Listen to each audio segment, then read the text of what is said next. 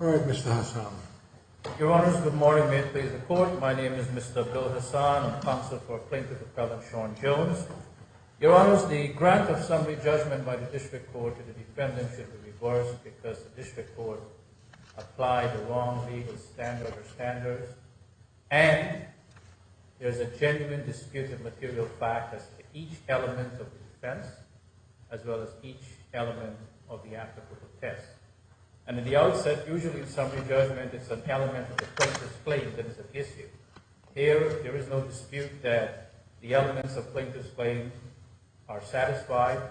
The dispute involves an affirmative defense as to which the defendant had the burden of pleading and proving, and which, if it wanted summary judgment, had to prove beyond genuine dispute. The District Court made a finding that the establishments or businesses in question constituted two businesses or establishments on the same premises. That would trigger the application of the test at 29 CFR 779.305 that governs that situation.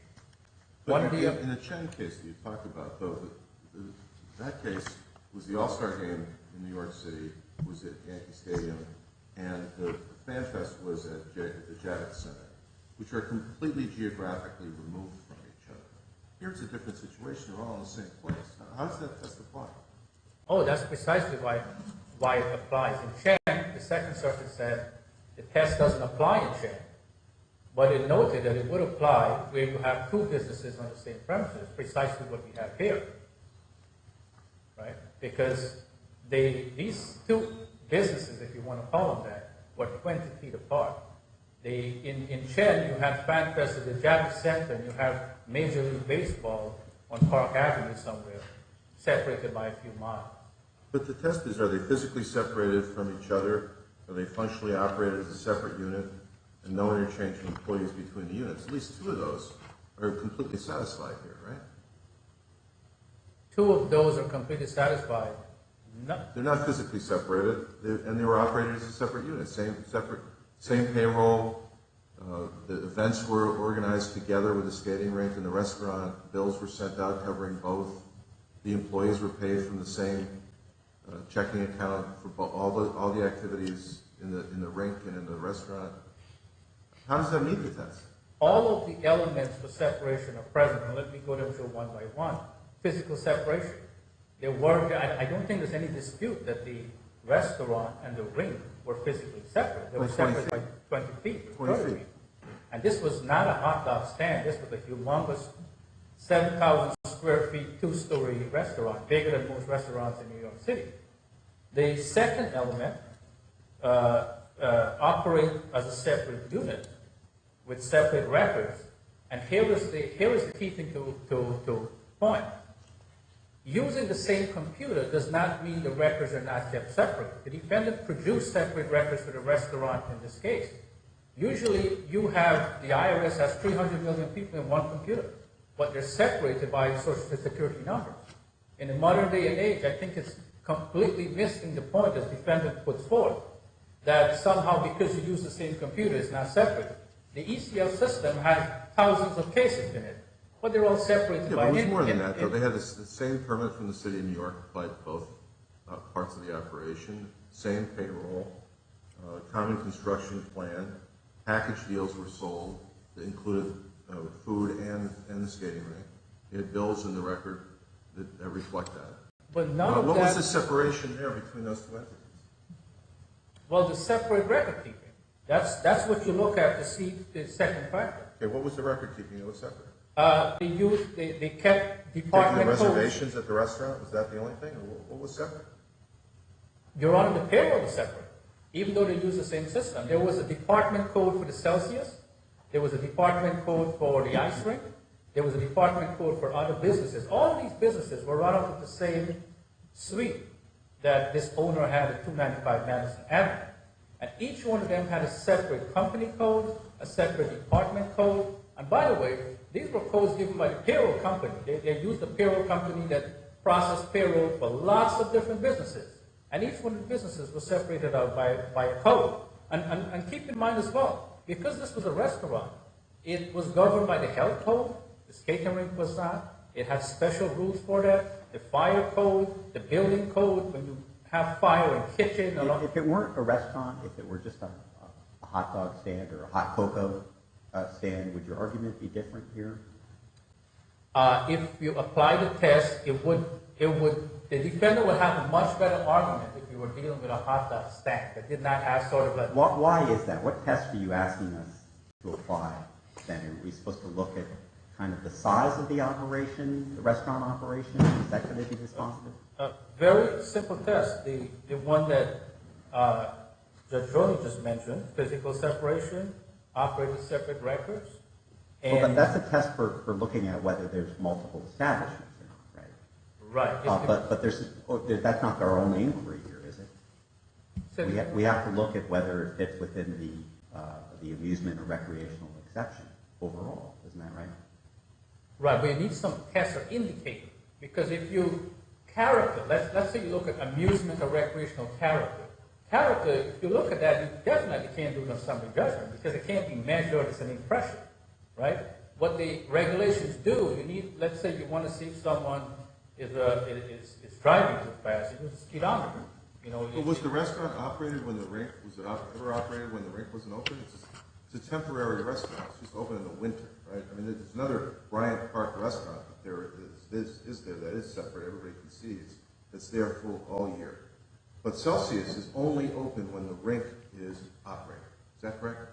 It is open during the daytime. There's different hours. Some of the hours overlap. But Okay, how about the 6 months that it's open? The rink is open. Was it open in the summer? How's that? No. Is it open right now?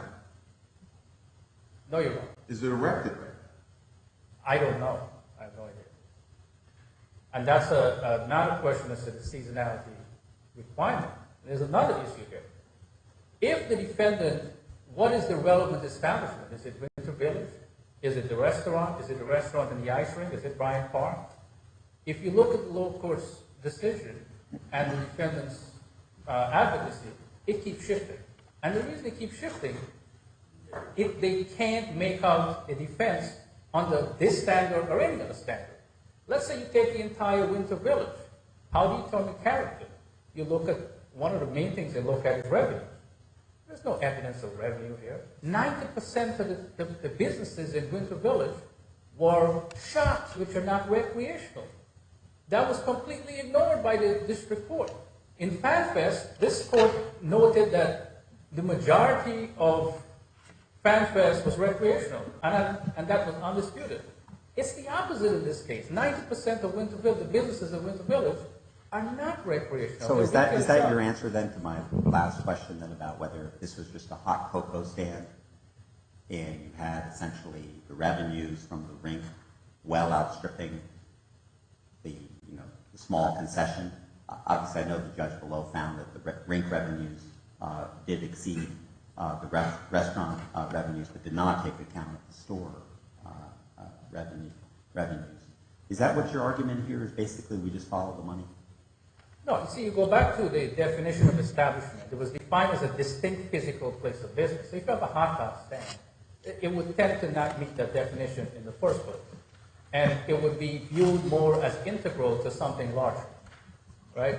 Whereas here, when you have a 7,000 square feet, two-story restaurant, it's not just a distinct physical place of business. It's an imposing, massive physical distinct place of business. Thank you. Mr. Hassan, you've reserved 3 minutes. You've gotten some extra time further from you. And we'll turn to Mr. Ergensen. Good morning, Your Honor. Please support. My name is Andrew Ergensen, attorney for the appellee. I submit that the district court properly concluded that appellee properly stated, preserved, and qualified for the recreational exemption. This court recently addressed the recreational exemption and made certain observations that apply to this case.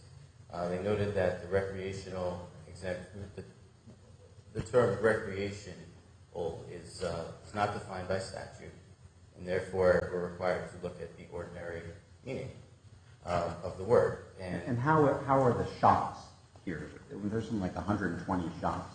How are they recreational amusement? The issue with respect to the shops, and I understand your point there, is that there's nothing in the record with respect to whether or not those were shops. What is in the record is that this was a self-described winter wonderland that focused on having an ice skating rink in the park and also had associated shops and a restaurant. But shouldn't the district court have taken into account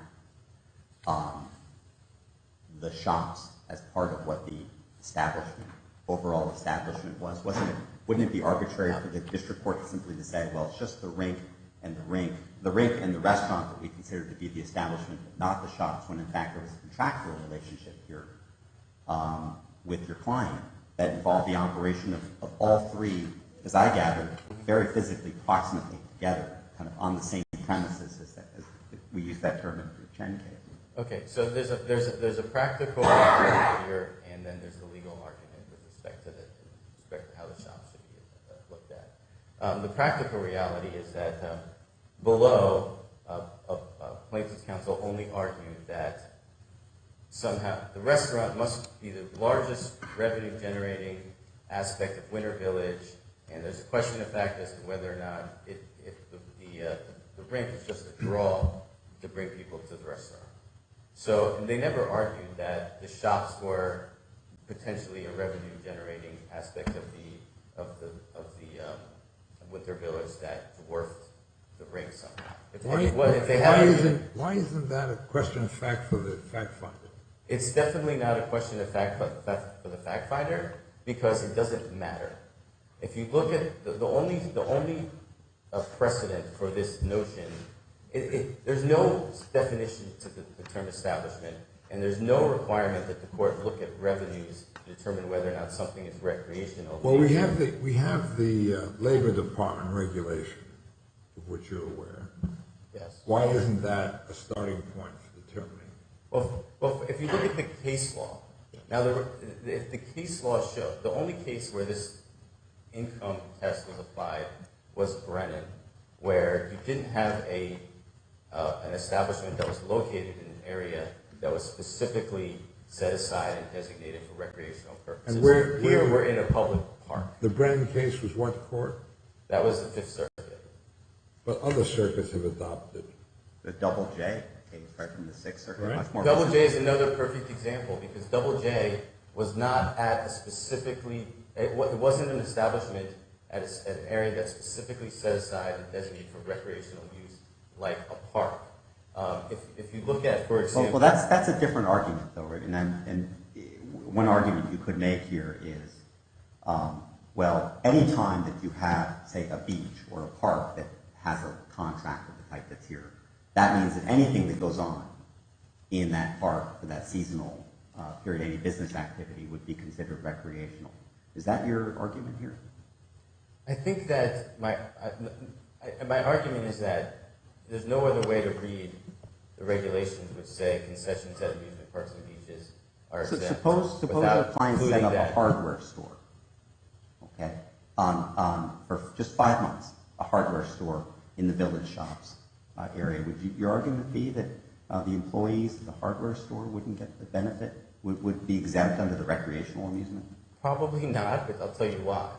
Because it's not part of the Winter Village, which is a seasonal, winter-themed, there's no winter-themed winter wonderland that's offered in the park that features a skating rink and everything else is complementary to it. And if you look at, like, for example, the contract that our client entered into with Bryant Park, everything was considered one installation that was intended to create an amenity for the park to attract visitors for obviously recreational purposes. But this goes back to Judge Cabranes' question, which is, well, the shops, we don't know what the shops are selling, right? We don't know if they're selling hammers and nails or if they're selling holiday ornaments or exactly what they're selling and what their connection would be to anything recreational that's occurring. But they didn't know that in Chen, and they didn't know that in Chesson, and it didn't matter because in both cases, it was undisputable. The court looked at it, and this is this court's precedent, and said that is this something that has a recreational nature to it? It's not. Chesson is That's but the question is, what was the Chesson- main purpose of the site, though? And why wouldn't the revenues from the 120 shops be relevant to what's the purpose of this? Was it just a skating rink? 120 is a lot of shops with a lot of revenues. It was your affirmative defense, right? Correct, but there was no, like I said, there's no basis to adopt the revenue test. The court in Chen could have easily, in that, if you look at the record in Chen, there was all sorts of non-recreational aspects to the Fan Fest. You had places that were selling goods, you had places that were selling food. No one ever asked the court, no one ever asked Fan Fest, let's look at your revenues to see, maybe you made more money on selling baseball caps than you did on, the batting cages or whatever else was there. It didn't matter because that's not the test. And if you were to apply that revenue test in this circumstance, you're going to have Chen coming back and saying, listen, I get to argue this case again because they never proved that every single aspect of the Fan Fest was, well, it wouldn't even have to go that far. All they would have to do is say there's a question of fact that Fan Fest involved aspects that sold goods that weren't recreational in nature, and therefore there's a question of fact, and that whole case has to be undone. We have to have discovery and analyze every single booth at the Fan Fest and say, hey, let's add it all up together, and if it tilts in one direction and it says that, listen, it turns out we made more money on things that weren't inherently recreational, then the whole case has to get reversed and we have to start over. It's not consistent with this court's precedent intent to now adopt this Fifth Circuit test. And the reason why you don't have, I'm sorry. No, sorry, go ahead. And the reason why you don't have to upset any precedent is because if you look at the other cases where they applied that revenue test, it was in obvious situations where it was just, like, for example, the best case is Brennan, the case that that plaintiff heavily relies upon. That was just a marina that was trying to qualify for the exemption because it sold goods that ultimately were used for recreation. So the court said at the end, we're going to apply this revenue test, but it's also the fair thing to do because clearly this doesn't fall within the spirit and the language of the statute because it's But even the Tenth Circuit in Chesson says says that revenue is at least relevant, right? I'm sorry? Even the Tenth Circuit in the Chesson case says that it's relevant to look at revenues, doesn't it? It adopts a totality of the circumstances test, but it does say at least you look at revenues. We just don't, the clients conclude that it's determinative necessarily. I think that Chesson mentioned it. It was there. It was part of the record. It was part of the decision. I don't think it was the crux of the decision. And I think that really more important is that Chen shows that we don't engage in that revenue analysis. It's not necessary, especially where it's clear on its face that you have this establishment that is an amenity to a public park. And I think that if you look at the case law as a whole, when you have the situation where you're actually in an area specifically designated for recreational use, the case law shows that the income test is inappropriate because even the holding in Brennan said that our ruling would be different if it was in an area specifically set aside for recreational use.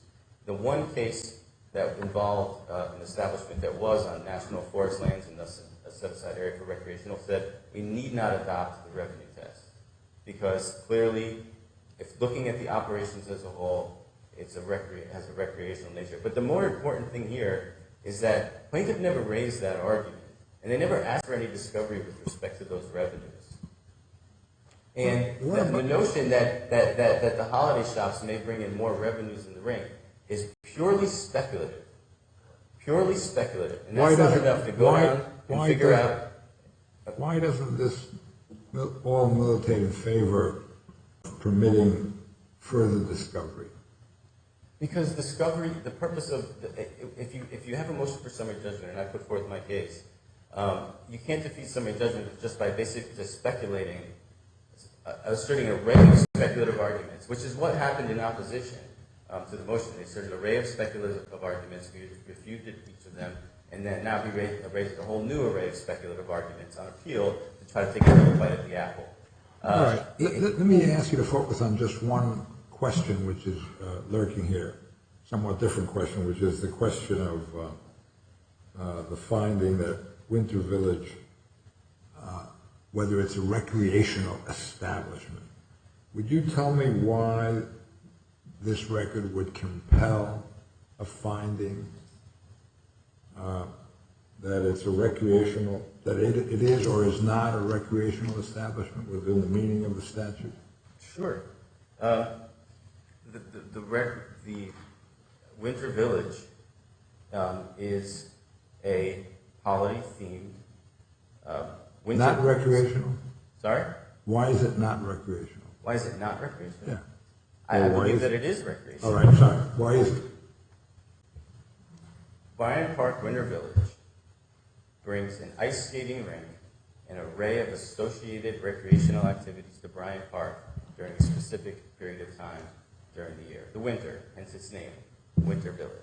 It offers not only offering ice skating, it offers curling lessons, skating lessons, holiday shows, other holiday themed events, movie screenings, all recreational programs that are designed for people to put away, what they're doing in their regular life and engage in a little bit of recreation. It falls clearly within the spirit of the statute, which is really what the standard is. Does it fall within the spirit of the exemption? And is it recreation in nature? I think that just common sense dictates that But that inquiry is going to be informed by evidence of revenue, right? I'm sorry? That inquiry, whether it's recreational or not, as you say, will be informed by evidence of whether, of what the revenues are from the different parts of the business, right? I would say that it could, What but is- not what in a is the- circumstance. what is Not the- in a circumstance where. No, wait a minute, let me finish. Yeah. First things first. What is the evidence in your view with respect to revenue in this record which favors your position? The only argument that was raised below was that Celsius may bring in more money than the rink.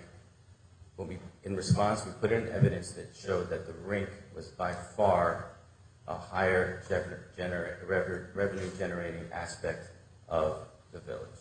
And as far as you're concerned, the evidence, the material evidence is firm and indisputable. Absolutely. It's not disputed. All right, we'll hear from Mr. Hassan, who's reserved 3 minutes. Your Honor, listening to the sides, I don't think this court can figure out what the establishment is. If the establishment is Winter Village, it consists of, 90% of it consists of these shops. Did you argue that below? Absolutely, Your opponent says Your you Honor. didn't. We argued the revenue test. That's how the revenue test came into the case. That's how they introduced revenues. And Did you argue specifically to the shops as opposed to the restaurant? Yes, Your Honor. We argue first that the restaurant is separated. It's a separate establishment. And we argue if the entire Winter Village is the establishment, then it consists of more than 90% shops, which are not recreational in nature, very significantly. Did you have any discovery on how much revenues the shops produce? No, Your Honor. That's one of the Did you unusual. ask for it? We had no opportunity. Well, what do you mean you didn't have an opportunity? Why don't you describe to us the course of discovery? Did you not file a motion for additional discovery, which was denied by the district court? No, Your Honor. Let me address that briefly. The initial conference was on April 30th. By June 12th, I noticed the defendant for deposition to figure out this massive interconnection. This defendant had numerous businesses under different names and so on. The counsel told me the deposition would be premature, but what was not premature in his opinion was a motion for summary judgment based on information I wanted from the deposition. Well, under the rules, you would have to file an affidavit, right? In those circumstances when you're seeking further discovery. Well, once the summary judgment motion is pending. Well, Your Honor, given that they have the burden of proving this exemption, if they do one of the points that we made, their submission was wholly inadequate. And how do we know that? The district court issued a sua sponte order stating that after we submitted our opposition, there were issues of fact, and sua sponte gave the defendant another chance to combat those issues of fact. So we know at the time that we submitted our opposition, by the district court's own admission and ruling, there were issues of fact. The question now is, were those issues of fact cured by the evidence and arguments submitted for the first time in reply papers, which were never tested in discovery and which we never had an opportunity to rebut? Remember, we went to oral arguments. I thought it was oral arguments. Before we could say a word, the district judge announced there was a ruling and proceeded to make the ruling and just sent us on our way.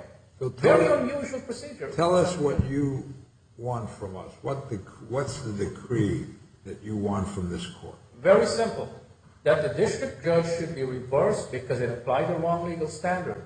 And even if it, regardless of what standard it applied, there are genuine disputes of fact as to each element. For example, start with the district court finding that these were two businesses on the same premises. That being true, you have to apply the regulation as per Chin and as per 29 CFR 779. You go through each one of the elements. There's either a genuine dispute of fact or it weighs in favor of the plaintiff, quite frankly. If the defendant has to prove, if the defendant doesn't prove that the restaurant is separate from the rink, then the exemption would fail because the defendant has the burden of proof and they don't get the benefit of the exemption. And that's something to pay attention to. So use the district court's finding that these were two businesses on the same premises. Look at the three factors.